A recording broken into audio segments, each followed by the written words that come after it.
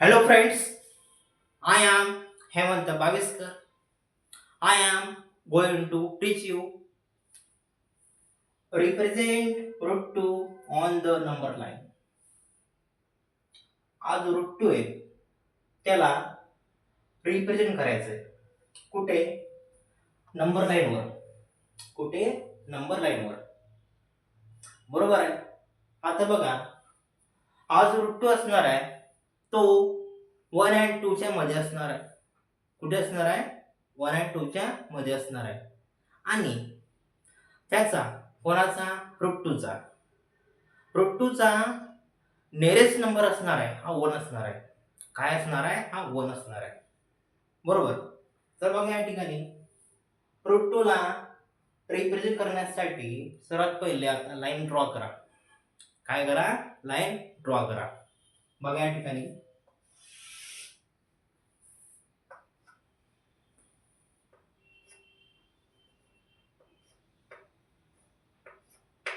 Line draw केली. आता बघा, आता लाईन ड्रॉ केल्यानंतर 0 असणार आहे तो आता मध्ये असणार आहे. बघा, हा जो 0 असणार आहे तो मध्ये असणार आहे. बरोबर. आता बघा, 0 नंतर काय करा? 2 or 3 सेंटीमीटरचं माप घ्या, लेंथ घ्या. किती? 2 or 3 सेंटीमीटरचं. आणि त्याला सपोज करा. त्याला काय करा? सपोज करा. हे जे डिस्टन्स आहे, हे जे अंतर आहे ते 1 सेंटीमीटरचं आहे. ते 1 सेंटीमीटरचं आहे. बरोबर आहे. परत सांगतो. बघा, काय करा? 0 द्या. 0 दिल्यानंतर काय करा? 2 किंवा 3 सेंटीमीटरचं मेजर घ्या, माप घ्या, लेंथ घ्या. आणि काय करा? की त्याला सपोज करा की जो 1 सेंटीमीटरचं अंतर आहे त्याचं 1 सेंटीमीटरचं काय अंतर आहे. बरोबर आहे.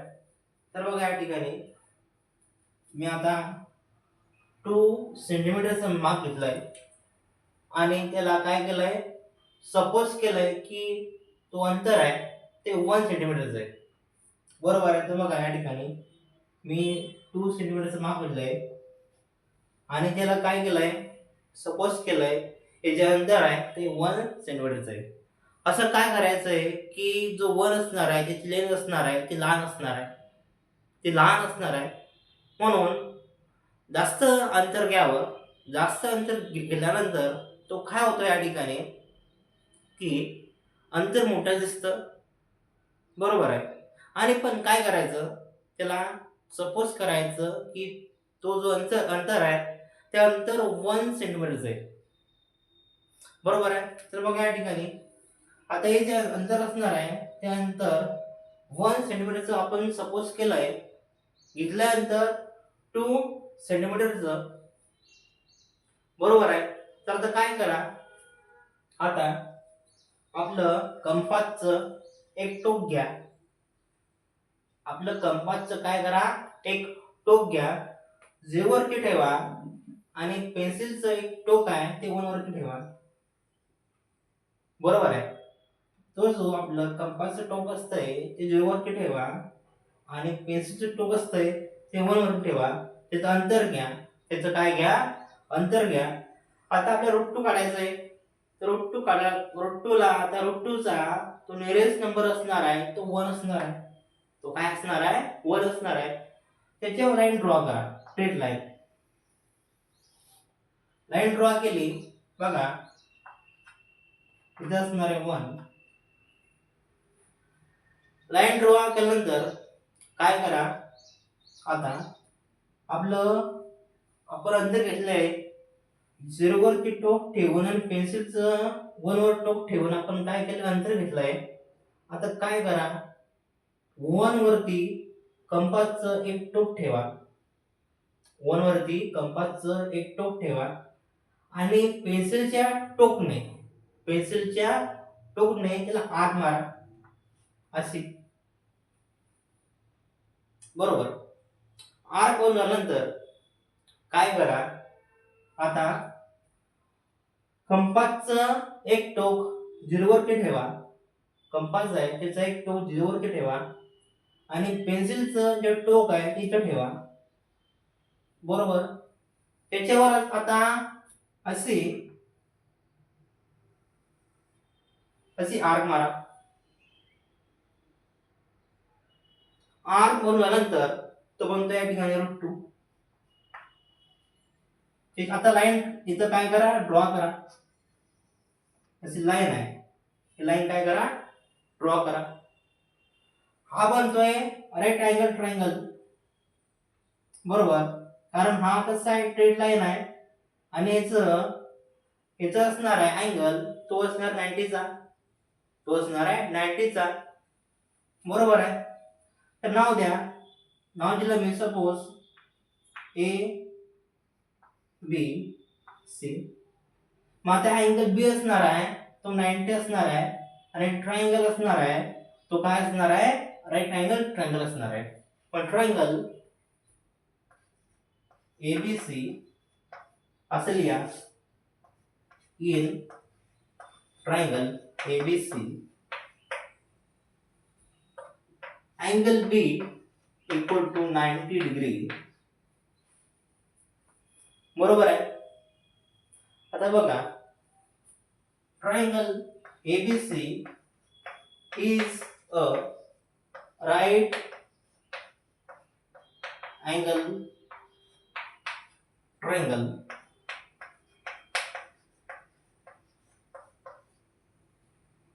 आता हा राईट अँगल ट्रायंगल आहे, तर आता एक थेरम आहे, कोणता, पायथागोरस थेरम. लिहा त्याला, इथं यूज करा. बाय युजिंग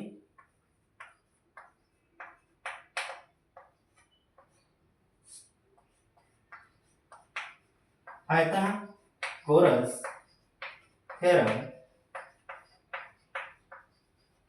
तो काय असतो बघा, hypotenuse square equal to height square plus base square, बरोबर आहे. आता बघा, 90 च्या अँगल समोर, 90 च्या अँगल समोर हे जे असणार आहे साइड म्हणजे एसी, तो असतो आपला हायपोटेनस, बरोबर आहे. 90 च्या अँगल समोर तो जो एसी असणार आहे म्हणजे काय, एसी असणार आहे तो असणार आहे आपला हायपोटेनस आणि बीसी असणार आहे त्याची हाईट आणि एबी असणार आहे याचा बेस. परत सांगतो, हा जो एसी असणार आहे तो असणार आपला हायपोटेनस, बीसी असणार आहे तो असणार आहे हाईट आणि एबी असणार आहे तो असणार आहे या ठिकाणी बेस. तर मग या ठिकाणी आता हायपोटेनस म्हणजे काय, AC is that AC square equal to BC square height plus AB square म्हणजे बेस. आता बघा, आपला बीसी आहे, इथं अंतर घेतलं होतं आपण 1 सेंटीमीटरचं, त्याचं अंतर घेतलं होतं आपण 1 सेंटीमीटरचं. पण आता एबीचं अंतर असणार आहे, मला सांगा √2 चा जवळचा नंबर कोणता असणार आहे, 1. तर त्याचं एबीचा जे असणार आहे लेंथ ती असणार आहे 1. म्हणजे काय, √2 चा तो नियरेस्ट नंबर असणार या ठिकाणी 1 असणार आहे, मध्ये एबी बनला आहे आपल्या या ठिकाणी 1 आणि बीसी बनतो या ठिकाणी आपला 1. कारण आपण काय केलंय, सपोज केलंय 1 ला, तिथं 1 ला आपण काय केलंय, सपोज केलंय. तर बघा, बीसी ला आपण काय केलं, बीसी लेंथला आपण सपोज केलं 1 सेंटीमीटरचं आणि एबी असणार आहे म्हणजे √2 चा तो जवळचा नंबर असणार आहे तो असणार या ठिकाणी 1, म्हणजे that 1 square. 1 square that is called as 1. 1 square is called as 1. 1 plus 1 that is called as 2. Means that AC square equal to 2. आता आपल्याला काय करायचं आहे, स्क्वेअरला काढायचं आहे. मग आता आपण काय घेऊ, स्क्वेअर रूट घेऊ. Taking square root on both side. बरोबर आहे. तर बघा आता AC स्क्वेअर स्क्वेअर रूट म्हणजे काय, 1/2 म्हणजे काय, 1/2 इक्वल टू √2. बरोबर आहे. 2 get cancel, means that AC equal to √2. म्हणजे तो AC असणार आहे, तो या ठिकाणी √2 असणार आहे. बरोबर आहे. ओके.